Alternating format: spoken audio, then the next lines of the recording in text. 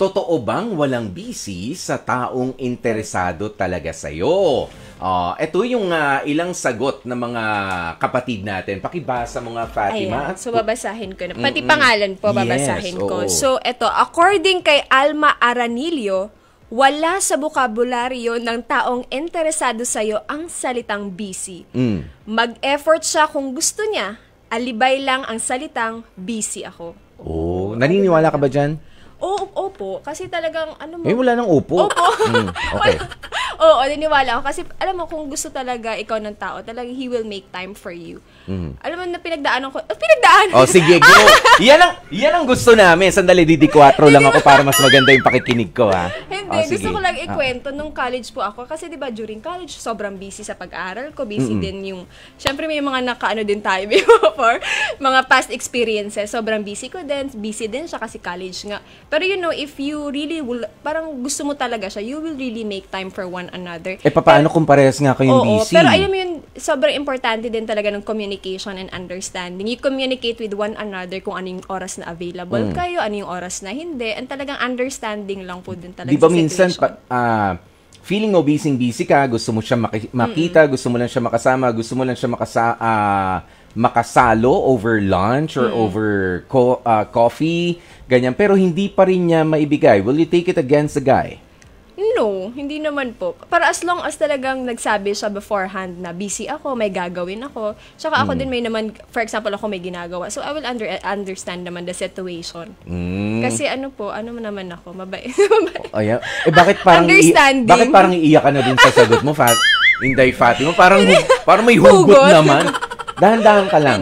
Tsaka, eto pa, as a beauty queen, di ba, sobrang busy. So, parang kailangan talaga, may understanding. Yun. Yes. Okay. Next. Eto, next. Na sumagot. Si Luella Dumaog. Taga saan si Luella? Taga Pasig yan. Taga-Pasig. Si Luella Dumaog. The Philippines' largest, biggest, widest, deepest, and smelliest mouth of them all. Ay! Totoo? Friend na natin yan. Matagal na yan si Luella. Sige. A big oo, syempre. Wala talagang busy sa kanya kapag super interesado siya sa'yo. Kasi kahit gaano man ka-busy ang isang tao, may paraan talaga siya para ikaw ay mapuntahan at mapakita at ipadama sa iyo ang pagkagusto sa'yo. Hindi naniniwala dyan yung kaibigan ko. Sino? Yung kaibigan ko kasi, meron siyang jowa. Sabi niya, puntahan mo ko dito sa bahay. Hindi pumupunta, pero sila pa rin. Nasa Germany kasi yung yung jowa niya. Ang layo naman. Lilipad pa pala papuntang lilipad. Sabi, sige na, nakapunta ka nga dito every 5 years eh. Diba? Tapos ngayon, di ka ayan.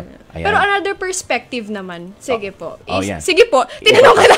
Hindi, sige. Iba pa. Basa pa tayo. Si Eneshi Campbell, ito. Social media lang naman ang nag-demonize ng pagbibigay mo lagi ng oras sa taong pinapahalagan mo eh. Some people know the feeling na mag-neglect kaya they find time kahit busy sila no matter what.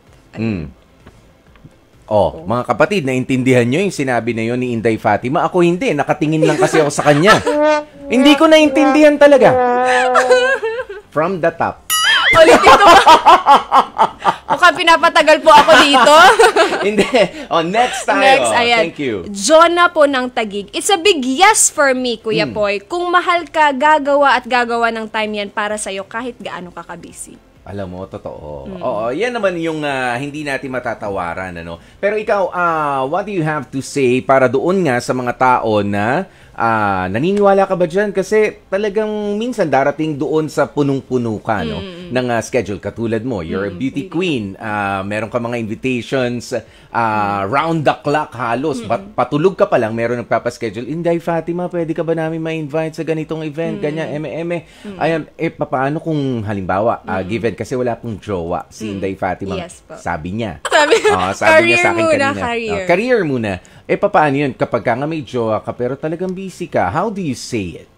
In a very polite manner naman, of course. You need to talk to the guy naman na talagang sobrang busy. And I feel like kapag gusto ka talaga ng lalaki, he will really understand your situation. And it's career, I'm very, bata pa po ako, I have so many things in plans for me in the future. So, I'm sure na if the guy really loves me, he will understand. Oh, Yeah. thank you very much for the wonderful question. Ay, pa ganon. Ayan.